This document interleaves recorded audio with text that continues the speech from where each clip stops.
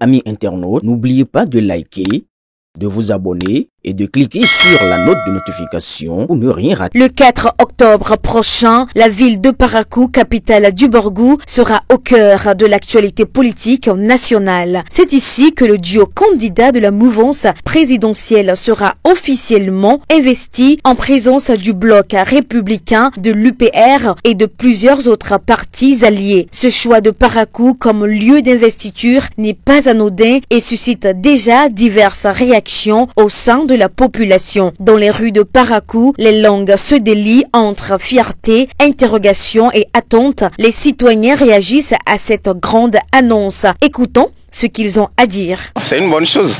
La mouvance sait que Parakou, en quelque sorte, est la base de l'opposition. Donc, investir ici, c'est capter l'attention des sympathisants et des autres fidèles de camp présidentiel. Donc pour moi, c'est une bonne chose. C'est de bonne guerre.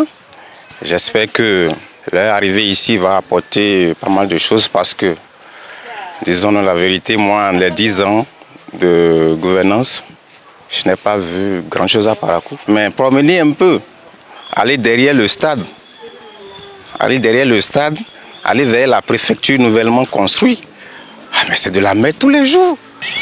C'est une bonne initiative. Si leur venue pourrait aboutir à arranger la ville, ce serait une très bonne chose. Ah oui, je suis content naturellement puisque je suis de Parakou. C'est pas mal, mais ce que nous voulons, c'est qu'ils œuvrent pour le développement de Parakou. C'est que nous voulons entendre la paix, le développement surtout. Et surtout les jeunes. Il faut qu'ils pensent aux jeunes. Parce que le taux de chômage est trop élevé. Donc il faut qu'ils pensent à comment faire pour améliorer ce chômage au niveau des jeunes. Je pense que c'est peut-être une première fois pour eux de s'installer ici à Parakou. Mais la plus grande question, c'est quels sont les objectifs et pourquoi c'est Parakou qu'ils ont visé. Si c'est dans un intérêt commun, on apprécie. Mais au cas contraire, que si ça serait quelque chose dont c'est juste pour leur intérêt seul à eux, nous on n'a pas besoin. Moi, ça m'a donné la joie au cœur parce que nous voulons avoir les mêmes opportunités avec Cotonou. C'est une joie pour moi. Je souhaite que après, quand ils seront à la présidentielle, de penser à arranger un peu Parakou aussi comme Cotonou. On serait contente.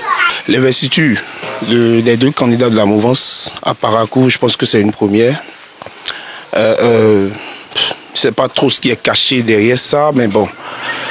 Je ne sais pas s'ils ont vu quelque chose de particulier dans la ville et c'est cela qui les a attirés à venir faire leur investiture ici. Mais déjà, il faudrait que ça apporte quelque chose de bien au peuple paraquois et au peuple béninois en général. Bon, je pense que c'est quelque chose de bien. Pour une première à Parakou, c'est bien selon moi.